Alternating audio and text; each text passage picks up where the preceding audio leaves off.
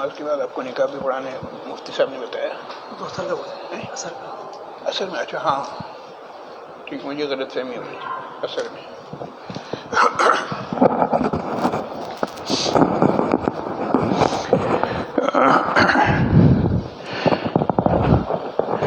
السلام علیکم ورحمۃ اللہ وبرکاتہ.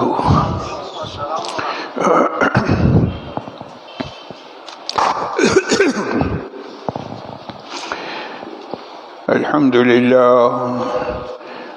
للہ نحمده ونستعینه ونستغفره ونؤمن به ونتوکل علیہ ونعوذ باللہ من شرور انفسنا ومن سیئات اعمالنا من يهده الله فلا مضل له ومن يضلله فلا هادي له ونشهد أن لا إله إلا الله وحده لا شريك له ونشهد أن سيدنا وسندنا ونبينا ومولانا محمدا عبده ورسوله صلى الله تعالى على خير خلقه محمد وعلى آله وصحبه أجمعين وبارك وسلم تسليما كثيرا كثيرا. أما بعد فأعوذ بالله من الشيطان الرجيم. بسم الله الرحمن الرحيم. إن الحكم إلا لله أمر ألا تعبدوا إلا إياه ذلك الدين القيم ولكن أكثر الناس لا يعلمون. آمنت بالله صدق الله مولانا العظيم وبلغنا رسوله النبي الكريم ونحن على ذلك من الشاهدين والشاكرين والحمد لله رب العالمين.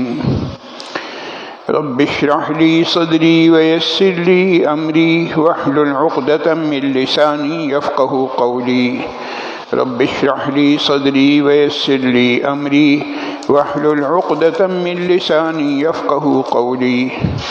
رب اشرح لي صدري ويسر لي أمري واحلل عقدة من لساني يفقه قولي.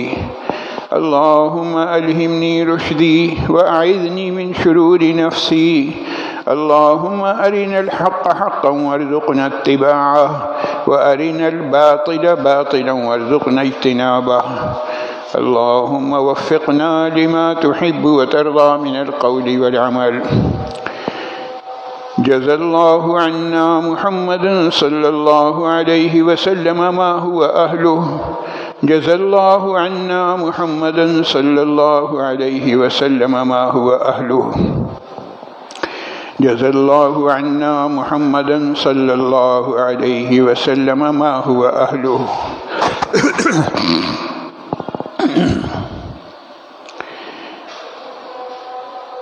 محترم حاضرین، قرآن کریم کے 12ویں سپارے کی سورہ یوسف کی ایک آیت کا کچھ حصہ میں نے آپ کو سنایا ہے، اور اس کی روشنی میں آج جس موضوع پر گفتگو کرنی ہے وہ ہے نفاذ شریعت اور ہماری ذمہ داری.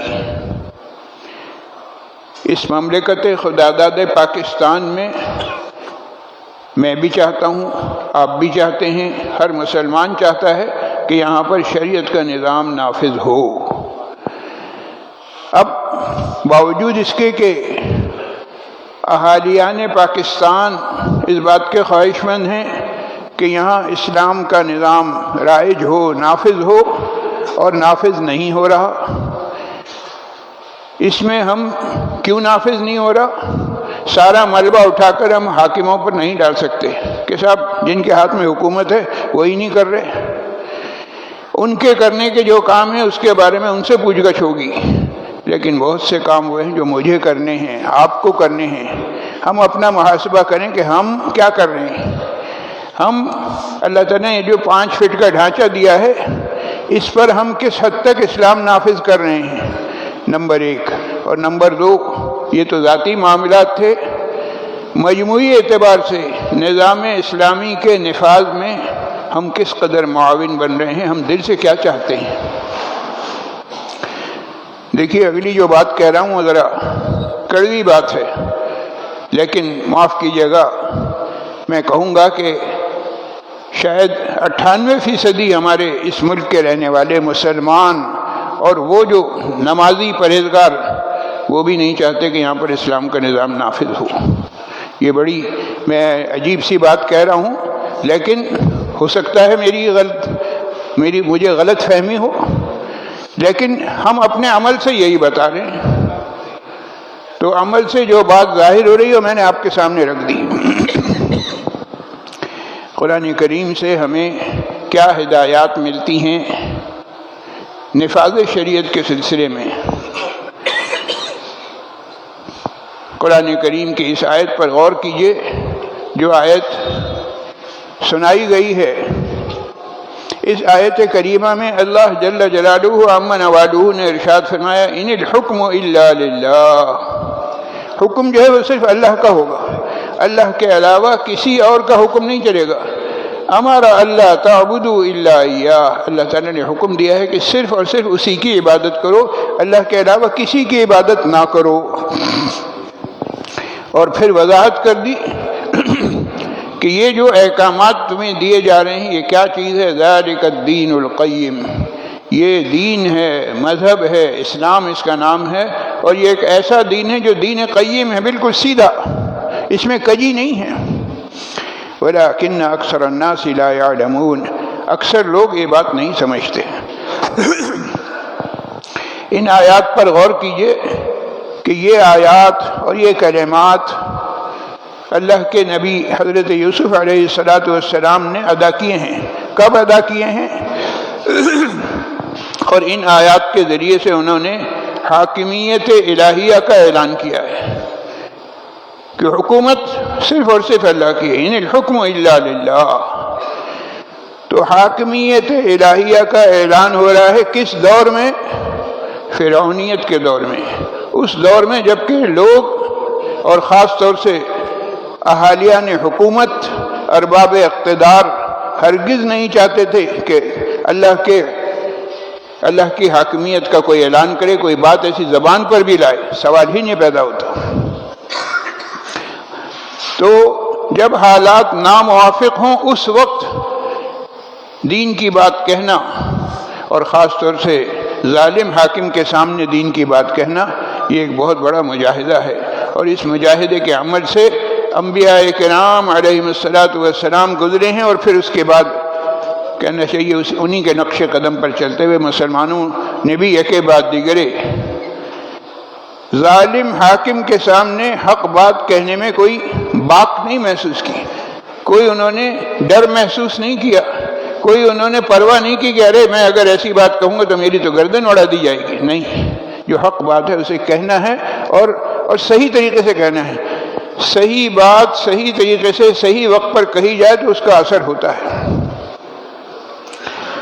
تو اس آیت کے ذیل میں یہ بات کہی جائے گی کہ حاکمیت کے 3 طریقے ہیں۔ نمبر 1، سب سے پہلا وہ طریقہ جو قرآن بتلا رہا ہے، اس کو کہتے ہیں حاکمیت الہیہ، کہ اللہ کی حاکمیت کو تسلیم کیا جائے۔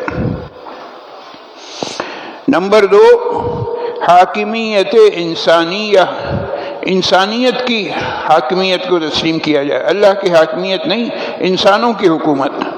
اور پھر حاکمیت انسانیہ کو پھر 2 حصوں میں تقسیم کر دیجئے۔ ایک کہلاتا ہے حاکمیت انسانیہ فردیہ، کہ انسانوں کی حکومت ہے لیکن فرد واحد کی حکومت ہے۔ یہ کیا چیز ہے؟ اسے اس دنیا میں بادشاہت کہا جاتا ہے، بادشاہت کا نظام ہے۔ اور پھر دوسرا ہے حاکمیت انسانیہ جمہوریہ، کہ انسانوں کی حکومت ہے لیکن فرد واحد کی نہیں ہے، جمہور کی حکومت ہے، ایک پارلیمنٹ ہے اور ایک قانون ساز ادارہ ہے، اس کے ماتحت یہ حکومت ہے۔ اس کو آپ آج کل کی عام اصطلاح میں کہہ لیجئے صدارتی نظام بہت آگے بڑھ جائیں تو پارلیمانی نظام جو اس وقت آپ کے ملک میں رائج ہے اور جسے آپ بھگت رہے ہیں، گزشتہ 70 سے زیادہ عرصہ گزر گیا اور اس میں مختلف دور آتے رہے، حاکمیت فردیہ کے دور بھی آئے، فرد کی حکومت تھی، اس کو آپ ماشاء اللہ کہہ لیجئے، تو وہ اس ملک کے عوام نے، اگر میں یہ کہوں کہ ہر طرح کی حکومتوں کے مزے چکھ لیے ہیں، صدارتی نظام بھی، پارلیمانی نظام بھی، جی ماشاء اللہ بھی، تمام چیزیں دیکھ چکے، ایک کے بعد دیگر تجربہ کر چکے، اور سارے تجربے فیل ہو چکے ہیں، سارے تجربے ناکام ہو گئے ہیں، اور جو ایک تجربہ رہ گیا ہے اس پر عمل کرنے کے لیے ہم تیار نہیں ہیں، اور وہ ہے حاکمیت الہیہ، کہ اللہ کی حاکمیت کو تسلیم کیا جائے اور نظام اسلام کو نافذ کیا جائے۔ دیکھیے عمارتیں جو بنتی ہیں، بہت سی عمارتیں ایسی ہوتی ہیں کہ ان کو ٹھیک کرنا ہے، تھوڑی بہت ٹھوکا پیٹی سے، مرمت کے ذریعے سے کہنا چاہیے، ریمونیشن اس میں جو کچھ ہے، تبدیلی کچھ لانی ہے، وہ سارا کام ہو جاتا ہے، عمارت ٹھیک ہو جاتی ہے۔ لیکن بعض اوقات عمارت ایسی ہوتی ہے کہ اسے دیکھ کے کہا جاتا ہے کہ نہیں بھائی، اب اس میں درستگی نہیں ہو سکتی، مرمت نہیں ہو سکتی، اب ایک ہی اس کا حل ہے کہ اس پوری عمارت کو ڈھا دیا جائے، ڈیمولیشن جسے کہا جاتا ہے، عمارت کو ڈھا دو اور اثر نو پھر دوبارہ عمارت کھڑی کرو۔ ہمارے ہاں اس وقت جو رائج ہے وہ انگریز کا دیا ہوا سڑا ہوا جمہوری نظام ہے، اور بار بار کے تجربات یہ بتا رہے ہیں کہ یہ نظام نہیں چل سکتا، اس نظام میں کوئی جان نہیں ہے۔ کیوں؟ اس لیے کہ یہ انسانوں کا بنایا ہوا نظام ہے، اور انسانی قوانین جب بھی بنائے جائیں گے تو اس میں جامعیت نہیں ہوگی۔ بھائی سیدھی سی بات ہے، دوسرے کے کھیت میں آپ کے کوئی اختیارات تھوڑی ہو سکتے ہیں، کھیت کسی اور کا ہے، آپ چاہ رہے ہیں وہاں اپنے لحاظ سے کھیتی باڑی کریں، نہیں ہو سکتا۔ ہمارا یہ جو وجود ہے اللہ تعالیٰ نے ہمیں عطا کیا ہے، اس میں ہمیں حاکمیت تسلیم کرنی ہوگی، جس نے ہمیں بنایا ہے، جس نے ہمیں پیدا کیا ہے۔ اب دنیا میں رہتے ہوئے بعض اوقات بعض چیزوں میں اللہ تعالیٰ نے اجازت دی ہے، وہ ایک مسئلہ الگ ہے، دائرہ کار کا فرق ہو سکتا ہے۔ ایک ہے شمس و قمر کا نظام، چاند کا، سورج کا، ستاروں کا، زمین کا، ہوا کا، یہ سارے کیا چیزیں ہیں؟ یہ نظام کائنات ہے، اس میں تو کوئی شخص کوئی دخل اندازی نہیں کر سکتا۔ البتہ بعض چیزیں ایسی ہیں جو منصوصات سے باہر ہیں، اس کے بارے میں شرعی حکم نہیں ہے، بلکہ شریعت نے اجازت دی ہے کہ بھئی تم دیکھو اپنے حالات، اپنے ملک کے لحاظ سے اس کے اندر تم اپنے طور پر فیصلے کر سکتے ہو۔ تو جہاں شریعت نے اجازت دی ہے وہاں پر آپ اپنی عقل لڑائیں اور مشورے سے کام کریں، اس کی اجازت ہے۔ اس کی مثال دے رہا ہوں، فرض کیجئے دشمن سے لڑائی ہوتی ہے، جی ہندوستان سے لڑائی ہوتی ہے، تو کیا طریقے اختیار کرنے ہیں؟ اسلحہ ڈپو جو ہیں وہ کہاں ہونے چاہیے؟ کون سی حکمت عملی فائدہ مند رہے گی؟ اور اسی طریقے سے آبپاشی کا، تعمیرات کا، صحت اور تعلیم کا یہ جو نظام ہے یہ کس طرح سے نافذ ہوں گے؟ ان تمام چیزوں کے لیے شریعت مطہرہ ہمیں ہدایت دے رہی ہے، امرہم شورا بینہم، کہ وہاں پر آپس کے مشورے سے یہ سب کام انجام دیے جائیں گے، اور ان کے بارے میں فیصلہ کیا جائے گا کہ بھئی یہ کام کس طرح سے کرنا ہے۔ اور جب امرہم شورا بینہم کا اختیار دیا گیا، اس میں بھی ایک وضاحت ضروری ہے کہ شریعت مطہرہ نے اس میں بھی کیفیت کا لحاظ کیا ہے، کمیت کا لحاظ نہیں کیا۔ یہ نہیں کہ سارے بھیڑ بکریاں جمع ہو گئیں اور جناب علی ہاتھ اٹھانے کے لیے کہا گیا، سب نے ہاتھ اٹھا لیا اور دیکھ لیا بھائی ایک طرف 60 آدمی ہیں، دوسری طرف 40 ہیں، چلو بھئی جو 60 آدمی کہہ رہے ہیں وہی کرنے ہیں۔ اکثریت چاہے گدھوں کی ہو، بس جی اکثریت نے فیصلہ کر لیا اس لیے کرنا ہے، سوال ہی نہیں پیدا ہوتا۔ شریعت مطہرہ نے ہر چیز کے اصول بتلائے ہیں، قاعدے بتلائے ہیں، قوانین وضع کیے ہیں، طریقے ہمیں بتائے ہیں، اور ان طریقوں کو اپنانا ہوگا۔ جب تک ہم ان طریقوں کو نہیں اپنائیں گے، صرف عقلی گھوڑے دوڑاتے رہیں گے، اس وقت تک مسائل حل نہیں ہوں گے۔ اس وقت تک ملک کا وہی حال ہوگا جو اس وقت حال ہم دیکھ رہے ہیں۔ سوچنے کی بات یہ ہے کہ شریعت مطہرہ کے احکامات ہیں۔ مثال کے طور پر شریعت نے سزا مقرر کی ہے، قتل کی سزا، پھانسی دینا ہے۔ اس میں شریعت مطہرہ کے احکامات میں یہ بات بھی شامل ہے کہ صرف پھانسی نہیں ہے۔ یہ نہیں کہ ایک کونے میں پھانسی گارڈ بنا ہوا، وہاں اس کو پھانسی دے دی رات کو 4 بجے 3 بجے، کسی کو پتہ ہی نہیں چلا، نہیں، اسے پھانسی بھی دینی ہے اور اس کو بیچ چراہے پر لٹکانا ہے۔ کیوں؟ قرآن کریم کہہ رہا ہے وَلْيَشْهَدْ عَذَابَهُمَا طَائِفَةٌ مِّنَ الْمُؤْمِنِينَ۔ زنا کی سزا کا تذکرہ کرتے ہوئے قرآن کریم کہہ رہا ہے کہ ان کو بھرے مجمع میں رجم کیا جائے گا۔ دنیا دیکھے کہ دیکھو انہوں نے یہ غلطی کی تھی، اس غلطی کی بنا پر ان کو پتھر مار مار کے کہنا چاہیے ختم کیا جا رہا ہے۔ یہ کیا چیز ہے؟ یہ شریعت مطہرہ کا قانون ہے، اور اس قانون کے اندر مزید شق بتائی گئی کہ اس شق پر عمل کرنا ہے۔ صرف قتل کرنا مقصود نہیں، صرف جان لینا مقصود نہیں کہ آپ جناب اس شخص نے قتل کیا، قاتل کو اٹھاؤ گولی سے اڑا دو اور ایک کونے میں کہیں دفن کر دو، نہیں، اس سے لوگوں کو عبرت نہیں ہوگی۔ وہ طریقہ اختیار کرنا ہے جس سے لوگوں کو عبرت ہو، اور وہ طریقہ قرآن کریم نے بتا دیا ہے۔ وہی ہم اور آپ جب گفتگو کرتے ہیں اسلامی نظام کے نفاذ کی، شریعت مطہرہ نے جو ہمیں سزاؤں کا نظام دیا ہے اس نظام کے نفاذ کی، تو لوگوں کو اعتراض ہوتا ہے، ارے صاحب آپ کب کی بات کر رہے ہیں، 1400 سال پرانی بات ہے، چھوڑیں آج کی بات کریں، آج کے دور کی۔ تو میں ایک مثال دے رہا ہوں، صرف 100 سال بھی نہیں ہوئے اس بات کو۔ سن 1929 کی بات ہے کہ جناب علی چوریوں کی وارداتیں بڑھ رہی تھیں، اور حکومت کنٹرول کرنا چاہ رہی تھی تو کنٹرول نہیں ہو رہا تھا۔ تو اس زمانے کا جو انگریز جج تھا اس کا فیصلہ سن لیجئے۔ انگریز جج کہہ رہا ہے کہ بھائی یہ چوری کی وارداتیں جو بڑھ رہی ہیں اس کو کنٹرول نہیں کیا جا سکتا، اس کو کنٹرول کرنے کی صرف ایک ہی صورت ہے، اور وہ کیا صورت ہے؟ وہ یہ ہے کہ اسلامی سزا پر عمل کیا جائے۔ اسلامی سزا کیا ہے؟ قطع ید ہے، ہاتھ کاٹنا ہے۔ ہاتھ کاٹنے پر اگر عمل ہوگا تو چوری کی وارداتیں کنٹرول میں آئیں گی، ورنہ نہیں آئیں گی۔ یہ کہلاتا ہے تعزیرات اسلامی۔ اسلام کی دی ہوئی تعزیرات کا ایک باقاعدہ نظام ہے۔ مذہب اسلام نے برائی کو روکنے کے لیے درجے بتائے ہیں اور طریقے بتائے ہیں۔ اگر برائی ہو رہی ہے تو تمہارا فرض ہے کہ تم اس برائی کو روکو۔ نہی عن المنکر، اور نہی عن المنکر کا سب سے اعلیٰ طریقہ یہ کہ اگر تمہارے پاس طاقت ہے تو طاقت کے ذریعے سے روکو۔ ہاتھ کے ذریعے روک سکتے ہو، ہاتھ سے روکو۔ بالفرض ہاتھ سے نہیں روک سکتے، طاقت نہیں ہے تو کم سے کم زبان سے تذکرہ کرو کہ یہ جو کام ہو رہا ہے یہ غلط ہے، ایسا نہیں ہونا چاہیے۔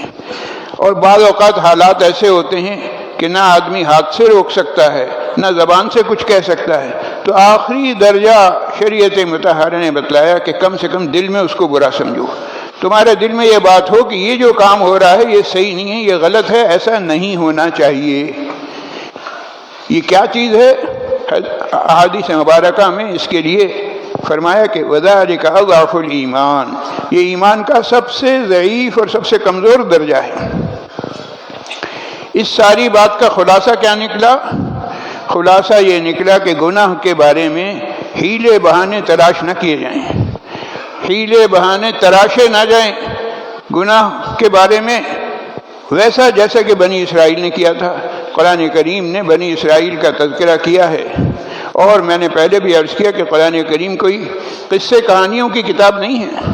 جو قصہ بھی آ رہا ہے، جو تذکرہ بھی ہو رہا ہے پچھلی قوموں کا، اس لیے ہو رہا ہے کہ دیکھو انہوں نے یہ غلطی کی، اس غلطی کی ان کو یہ سزا ملی، تم یہ غلطی نہ کرنا۔ فرمایا وَاسْأَلْهُمْ عَنِ الْقَرْيَةِ الَّتِي كَانَتْ حَاضِرَةَ الْبَحْرِ، آپ ان سے سوال کیجئے اس بستی کے بارے میں جو سمندر کے کنارے تھی، اذ یعدون فی السبت اذ تأتیہم حیتانہم یوم سبتہم شرعا ویوم لا یسبتون، ان کو کہہ دیا گیا تھا کہ ہفتے کے دن تم شکار نہ کرنا۔ ان کا ذریعہ معاش مچھلی ہی تھا، مچھلی شکار کرتے تھے، کھاتے بھی تھے اور بیچتے بھی تھے، لیکن ان کو کہہ دیا کہ ہفتے میں ایک دن تم ہفتے کے دن مچھلی کا شکار نہیں کرو گے۔ اور اتفاق ایسا ہوتا کہ باقی دنوں میں شکار کے لیے جاتے تو کوئی خاص شکار ملتا نہیں، تھوڑی بہت مل گئی نہیں ملی، اور ہفتے کے دن جس دن پابندی لگا دی تھی کہ تم شکار نہیں کرو گے، اس دن مچھلیاں تھوک کے حساب سے خود بخود آ رہی ہیں۔ اب کیا کریں؟ انہوں نے ہوشیاری دکھائی، انہوں نے کہا یہ تو بڑی عجیب بات ہے، ہفتے کے دن آتی ہیں، کیا کریں؟ انہوں نے دریا سے کہنا چاہیے برانچ نکالی، پانی ایک حوض بنایا اور کہا کہ بھائی یہ ادھر سے جو ہے نا ہم ہفتے سے پہلے یہ تیاری کر لیں گے، اور ہفتے کے دن جب مچھلیاں زیادہ آئیں گی خود بخود اس حوض میں آ جائیں گی، ہم راستہ بند کر دیں گے۔ یہ سارا کارنامہ انہوں نے کیوں انجام دیا؟ صرف یہ سوچ کر کہ جو حکم دیا گیا وہ سمجھ رہے ہیں کہ ہم جو حکم دیا گیا ہفتے کے دن شکار نہیں کرو، تو بھئی ہم ہفتے کے دن شکار تو نہیں کرے، پہلے سے ہم نے انتظامات کر لی۔ یہ کیا چیز ہے؟ یہ شریعت مطہرہ کے ساتھ ایک مذاق ہے۔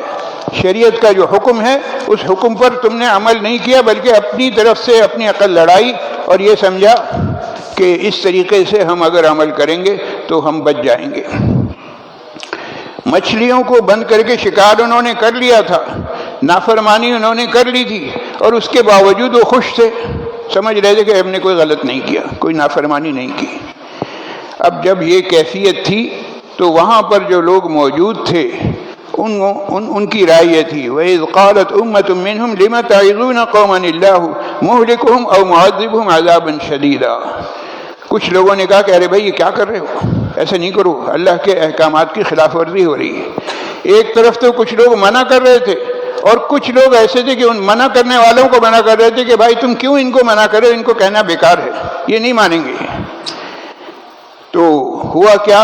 اللہ کا عذاب جب آیا تو اللہ کے عذاب میں صرف وہ لوگ بچ گئے جنہوں نے روکا تھا، نہیں عن المنکر کا فریضہ جنہوں نے انجام دیا تھا وہ بچ گئے، اور وہ لوگ جو گناہ کر رہے تھے اور وہ لوگ جو گناہ کو دیکھتے ہوئے خاموش تھے، زبان نہیں ہلائی انہوں نے، وہ سب کے سب اللہ کے عذاب میں گرفتار ہو گئے۔ معلوم ہے کہ برائی کے بارے میں 3 گروپ ہوتے ہیں۔ نمبر 1 گناہ کرنے والا، نمبر 2 اس گناہ سے روکنے والا، اور نمبر 3 روکنے والوں کو منع کرنے والا۔ یہ روکنے والوں کو منع کرنے والا یہ اس برائی کو برائی سمجھ رہے تھے، لیکن اس کے باوجود خاموش تھے، خاموش گروپ کہہ لیجئے۔ پھر اللہ کا فیصلہ کیا ہوا؟ اللہ تعالیٰ نے صرف ایک گروہ کو بچایا، اس گروہ کو جو برائی سے روک رہے تھے، جو نہیں عن المنکر کا فریضہ انجام دے رہے تھے، اس کو اللہ تعالیٰ نے بچا لیا، اور باقی تمام نافرمانوں پر بھی اللہ کا عذاب آیا، اور اللہ کا عذاب ان لوگوں پر بھی آیا جو گناہ ہوتے ہوئے، برائی ہوتے ہوئے دیکھ رہے تھے لیکن خاموش تھے۔ وہ تمام کے تمام لوگ عذاب میں مبتلا ہوئے۔ قرآن کریم کے اس واقعے کا تذکرہ میں نے اس لیے کیا ہے کہ آج خدا کے دین میں ویسی ہی حیلہ جوئی ہو رہی ہے، جیسی یہودیوں نے مچھلی کے شکار میں کی تھی اور ان پر اللہ کا عذاب آیا تھا، اسی طرح سے اگر ہم لوگ آگے بڑھ کر برائی کو نہیں روکیں گے تو یقیناً خدا کا عذاب ہمیں بھی اپنی لپیٹ میں لے لے گا۔ اس وقت مملکت خدازاد پاکستان میں نفاذ شریعت سے بچنے کے لیے مختلف ہیلے بہانے تراشے جاتے ہیں۔ ذرا پیچھے چلے جائیے، ضیاء الحق صاحب کے دور میں انہوں نے بیچاروں نے کچھ ایسا لگ رہا تھا کہ نظام اسلام کا وہ نفاذ چاہتے ہیں۔ جب انہوں نے ارادہ کیا تو اب ان سے پوچھا جا رہا ہے کہ بھائی آپ کون سا اسلام لائیں گے؟ شیعوں کا اسلام لائیں گے، دیوبندیوں کا لائیں گے، بریلویوں کا لائیں گے، اہل حدیث کا لائیں گے؟ غرض ہے کہ فرقوں کا تذکرہ کر کے اسلام کی راہ میں رکاوٹ بن گئے۔ یہ کیا چیز ہے؟ یہ اپنے آپ کو کہنا چاہیے کہ پیش کرنا ہے کہ بھائی ہم نہیں چاہتے اس کے اسلامی نظام نافذ ہو، اس کے لیے ہیلے بہانے تراشے جا رہے ہیں، کہیں سے نکلنے کے راستے نکالے جا رہے ہیں۔ اور یہ تمام باتیں کیا ہیں؟ یہ شکوک و شبہات ہیں، اور اکثر و بیشتر شکوک و شبہات جو پیش کیے جاتے ہیں وہ اسلامی سزاؤں کے بارے میں، کہ صاحب یہ چوری کی سزا ہاتھ کاٹنا ہے، اگر آپ نے یہ سزا نافذ کی اس مملکت خداداد پاکستان میں تو 98% لوگوں کے ہاتھ کٹ جائیں گے۔ کیسی بیوقوفی کی بات ہے، یہ حماقت والی بات ہے۔ ذرا ایک دو کیس ایسے ہوں اور ان کے ہاتھ کٹیں، پھر آپ دیکھیے شریعت مطہرہ کے جو احکامات ہیں اس میں عبرت کے سامان ہیں، دوسروں کو عبرت ہوتی ہے، آدمی سوچتا ہے نہیں، سوال ہی نہیں پیدا ہوتا کہ میں اس کے قریب جاؤں۔ تو مصر کے ایک عالم ہیں، انہوں نے ایک کتاب لکھی ہے الشبہات حول الاسلام، اسلام کے بارے میں جو شبہ لوگ پیش کرتے ہیں اس بارے میں ان کی لکھی ہوئی بات کو میں آپ کے سامنے پیش کرنا چاہتا ہوں۔ ان کا کہنا یہ ہے کہ تاریخ اسلام کا میں نے مطالعہ کیا، 400 سال تک چوریاں جو ہوئی ہیں صرف 6 چوریاں ہوئی ہیں۔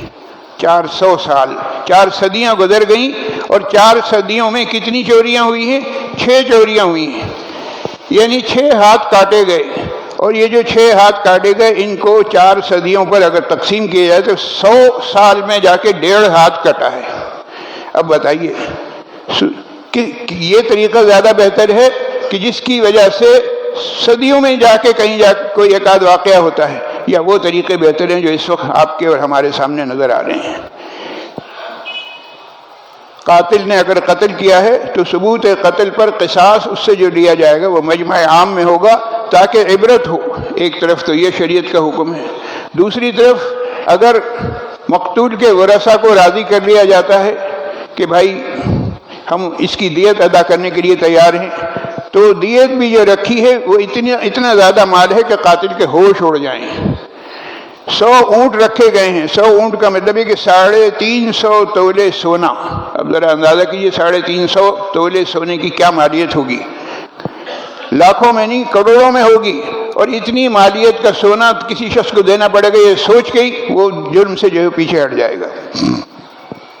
تو بھائی بنیادی بات یہ ہے کہ ہمارے ہاں نام تو لیا جاتا ہے کہ صاحب عدالتیں جو ہے وہ عدل کر رہی ہیں، عدل و انصاف کا نام تو لیا جاتا ہے، لیکن حقیقت یہ کہ عدل و انصاف نام کی کوئی چیز ہے ہی نہیں یہاں۔ اس کی وجہ کیا ہے کہ جیسا یہاں عدل و انصاف کسے کہا جاتا ہے؟ عدل و انصاف اسے کہا جاتا ہے کہ صاحب جیسا قانون ہے اس کے مطابق فیصلہ کرنا، جبکہ شریعت کہتی ہے کہ یہ انصاف نہیں ہے۔ قانون پہلے دیکھنا ہوگا کہ قانون صحیح ہے یا نہیں۔ آپ کا قانون ہی ظالمانہ ہے تو فیصلے بھی پھر ظالمانہ ہوں گے۔ منصفانہ قانون اگر آپ نافذ کریں گے، انصاف والا قانون نافذ کریں گے تو کہیں جا کے انصاف والے فیصلے ہوں گے۔ اور منصفانہ قانون اس وقت تک نہیں ہو سکتا جب تک کہ خدا کے حکم کے مطابق نہ ہو۔ اسلامی عدل و انصاف کا جو نظام ہے، اس نظام کو ہم اگر سمجھنا چاہتے ہیں تو اسلام کی تاریخ پر نظر ڈالیں۔ اسلام کی تاریخ میں کس کس طرح سے عدل و انصاف کے فیصلے کیے گئے ہیں، عدل و انصاف کو نافذ کیا گیا ہے، باقاعدہ اس کی مثالیں ہیں اور باقاعدہ اس کے حوالے ہیں۔ ہم تاریخ اسلام کا مطالعہ کریں اور دیکھیں کہ کس کس طرح سے اسلامی عدل و انصاف کے ذریعے سے پوری رعایا میں، پوری مملکت میں کس کس طرح سے امن، سکون، چین اور راحت والی ایسی زندگی تھی کہ معلوم ہوتا تھا کہ اس دنیا میں ہی رہتے ہوئے دنیا میں نہیں بلکہ جنت میں ہیں۔ اور دوسری طرف جب ان اسلامی طریقوں کو چھوڑا گیا اور ان طریقوں پر عمل کیا گیا جو انسانوں کے بنائے ہوئے قوانین ہیں، انسانوں کے بنائے ہوئے قوانین کو سمجھا گیا کہ اس سے ہمارے ملک میں امن، سکون، چین ہو جائے گا، تو دیکھ لیجئے کہ کتنا امن ہوا، کتنا سکون ہوا، کتنا چین ہوا، کتنی راحت ملی۔ ہرگز نہیں، ہر شخص بے چین ہے، ہر شخص بے قرار ہے، ہر شخص کہنا چاہیے تکلیف میں مبتلا ہے۔ کیوں؟ اس لیے کہ اسے پتا ہے کہ میرے ساتھ اگر کوئی ٹریجڈی ہو گئی، کوئی واقعہ ہو گیا تو انصاف نہیں ملے گا۔ قانون کوئی نہیں ہے، لا قانونیت ہے۔ اس لا قانونیت کو ختم کرنے کے لیے پرسنلی ہر ایک شخص کو اپنا اپنا حصہ ڈالنا ہے، مجھے بھی ڈالنا ہے، آپ کو بھی ڈالنا ہے۔ ہمیں سب سے پہلے اپنے ذہن کو تیار کرنا ہے کہ ہم اسلام کے نظام کو رائج کرنا چاہتے ہیں، نافذ کرنا چاہتے ہیں۔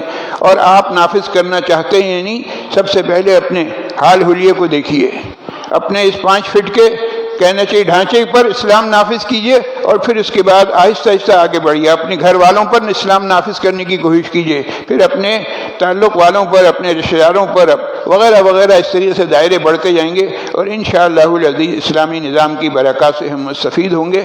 اللہ تعالیٰ جو کچھ میں نے باتیں کہی ہیں اس کے مطابق مجھے بھی عمل کی توفیق نصیب فرمائے اور آپ تمام حضرات کو بھی. 5C 13/10 کے رہائشی ہمارے ہاں کے مقتدر نمازی جناب طالب صاحب کا انتقال ہو گیا ہے. انا للہ و انا الیہ راجعون. اللہ تعالیٰ مرحوم کی کامل مغفرت فرمائے، انہیں جنت الفردوس میں اعلیٰ مقام عطا فرمائے، پسماندگان کو صبر جمیل نصیب فرمائے. فرض اور دعا کے فوراً بعد جناب طالب صاحب کی نماز جنازہ ادا کی جائے گی. مہتاب صاحب کی والدہ مرحومہ اور معین صاحب کی چچی صاحبہ کا بھی انتقال ہو گیا ہے، ان کے لیے بھی دعا کی درخواست کی گئی ہے. اللہ تعالیٰ ان کی اور دیگر تمام مرحومین کی کامل مغفرت فرمائے، انہیں جنت الفردوس میں اعلیٰ مقام عطا فرمائے، پسماندگان کو صبر جمیل نصیب فرمائے. شعیب صاحب کی والدہ، جاوید صاحب کی والدہ، وسیم صاحب کی اہلیہ، نبیل صاحب، ڈاکٹر تسکین صاحب، یحییٰ صاحب اور ان کی فیملی، شاہ نواز صاحب، حافظ نعمان راشد صاحب، اسد صاحب اور ان کی والدہ محترمہ، زبیر بھائی اور ان کے اہل خانہ، نذیر صاحب کی پوتی جہانگیر صاحب اور اقبال صاحب کے صاحبزادے علیل ہیں. اللہ تعالیٰ انہیں اور دیگر تمام بیماروں کو شفاء کاملہ عاجلہ مستمرہ دائمہ نصیب فرمائے. جو لوگ مسائل میں گرفتار ہیں اللہ تعالیٰ ان کی پریشانیاں دور فرمائے. ملک، قوم اور امت کے جتنے بھی مسائل ہیں اللہ تعالیٰ تمام مسائل غیب سے حل فرمائے. سنتوں سے فراغت کے بعد مسجد میں انشاءاللہ العزیز تقریب نکاح منعقد ہوگی. مولانا امان اللہ صاحب نکاح پڑھائیں گے. 27 جنوری سے انشاءاللہ العزیز کراچی کا تبلیغی اجتماع شروع ہو رہا ہے جمعرات کے دن سے، اور 30 تاریخ کی صبح کو، اتوار کے دن صبح کو دعا ہوگی. امید ہے نمازی حضرات اس موقع سے فائدہ اٹھائیں گے، اور یہ مواقع ہمیں اللہ رب العزت کی جانب سے نصیب ہوتے ہیں.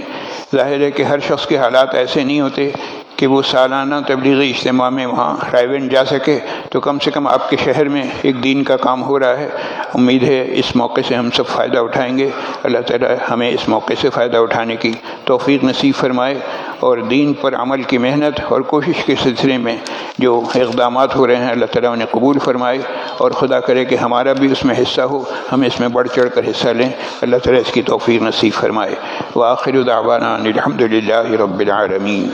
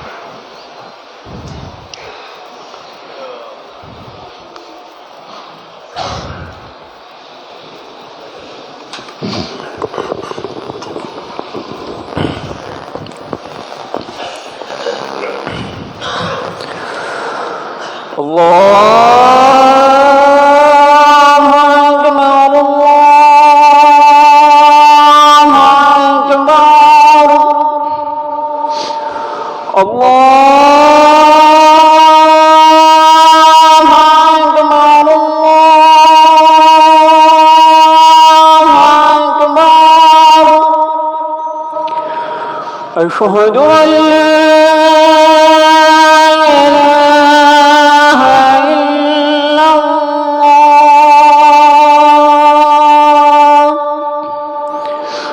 أشهد أن لا إله إلا الله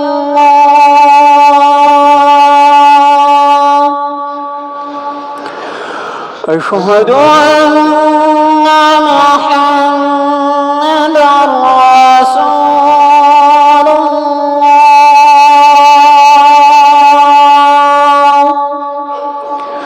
أشهد أن محمدًا رسول الله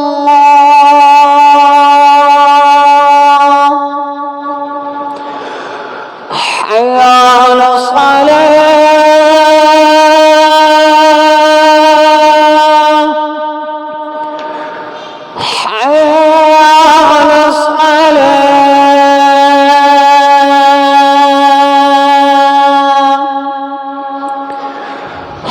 على الفلاح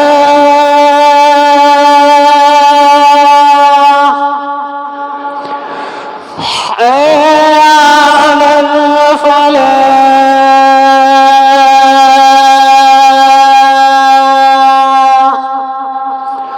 الله أكبر الله أكبر لا إله إلا الله.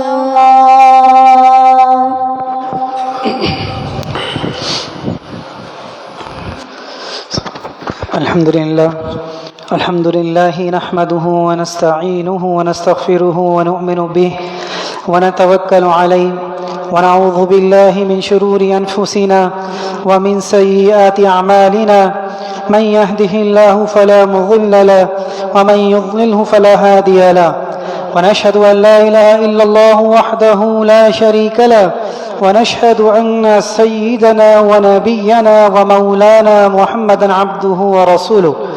أما بعد فأعوذ بالله من الشيطان الرجيم. بسم الله الرحمن الرحيم.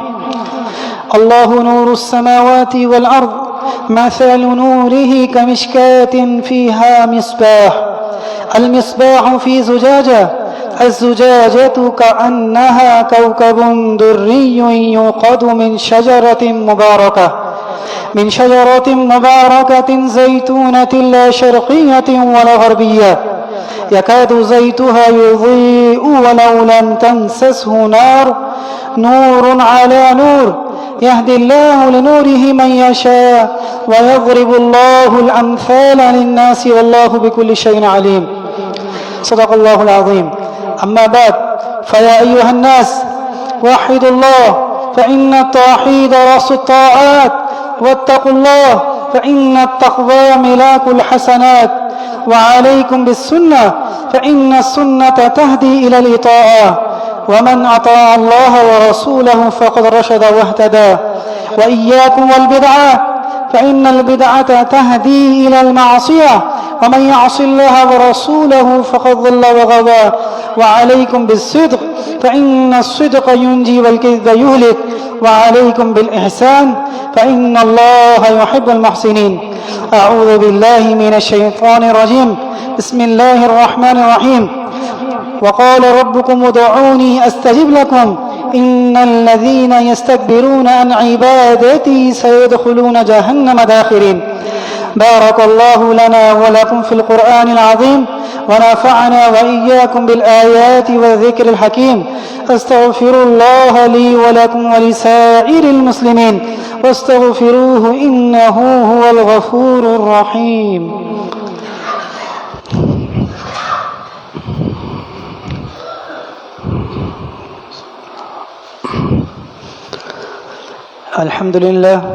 الحمد لله وكفى والسلام على عباده الذين اصطفى. أما بعد فأعوذ بالله من الشيطان الرجيم. بسم الله الرحمن الرحيم. إن الله وملائكته يصلون على النبي يا أيها الذين آمنوا صلوا عليه وسلموا تسليما. اللهم صل على سيدنا ومولانا محمد وعلى آله وأزواجه وذرياته.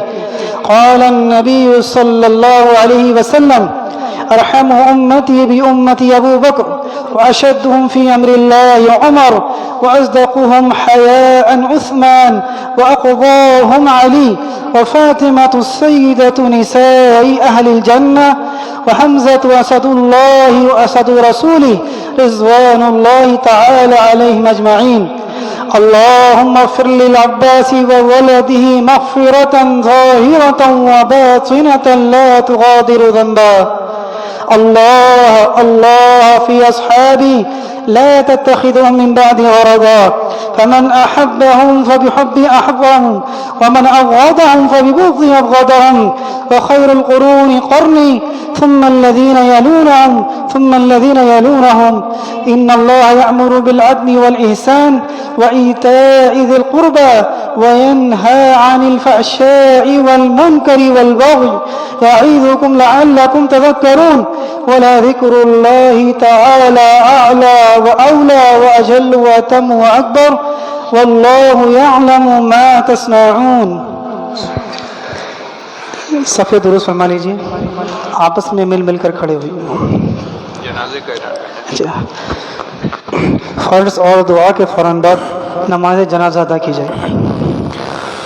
الله أكبر الله أكبر الله أكبر الله أكبر أشهد أن لا إله إلا الله أشهد أن لا إله إلا الله أشهد أن محمدا رسول الله أشهد أن محمدا رسول الله حي على الصلاة حي على الصلاة حي على الفلاح حي على الفلاح قد قامت الصلاة قد قامت الصلاة الله أكبر الله أكبر لا إله إلا الله الله أكبر.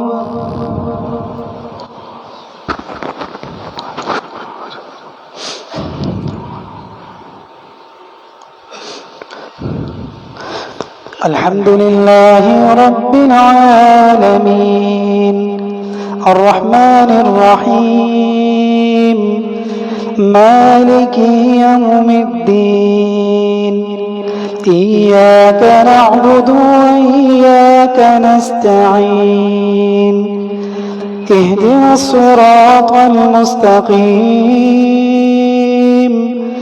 صراط الذين أنعمت عليهم غير المغضوب عليهم ولا الضالين.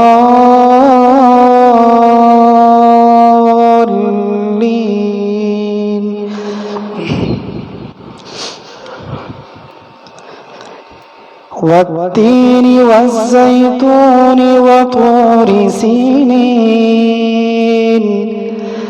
وهذا البلد الأمين لقد خلقنا الإنسان في أحسن تقويم ثم رددناه أسفل سافلين إلا الذين آمنوا وعملوا الصالحات فلهم أجر غير ممنون. فما يكذبك بعد بالدين أليس الله بأحكم الحاكمين. الله أكبر.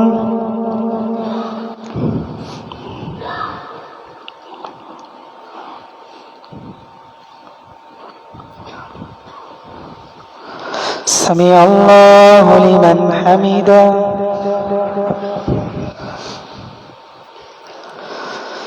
الله أكبر.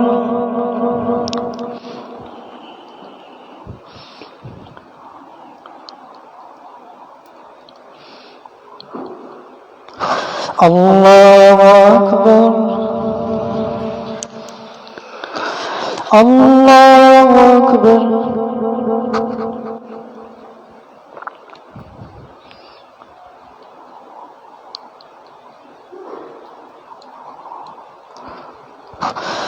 الله أكبر.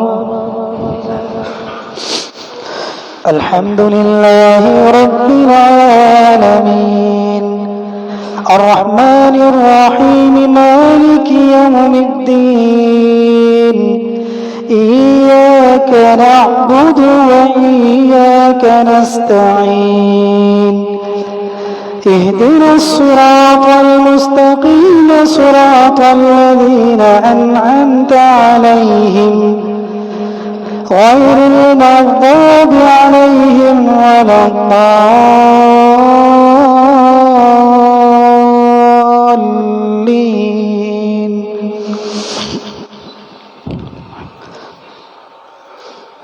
ألم تر كيف فعل ربك بأصحاب الفيل ألم يجعل كيدهم في تضليل وأرسل عليهم طيرا أبابيل ترميهم بحجارة من سجيل فجعلهم كعصف مأكول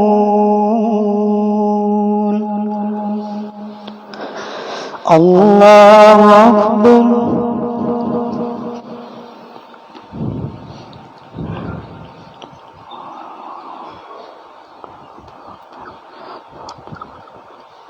سمع الله لمن حمده الله أكبر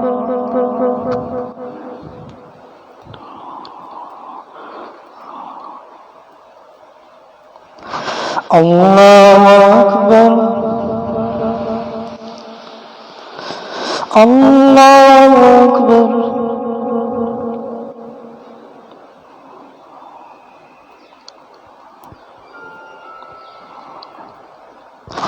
الله أكبر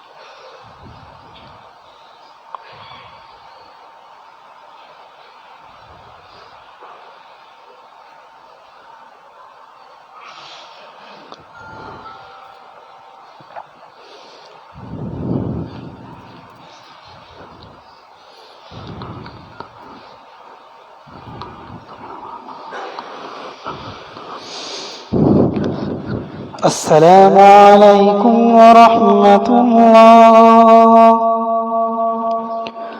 السلام عليكم ورحمة الله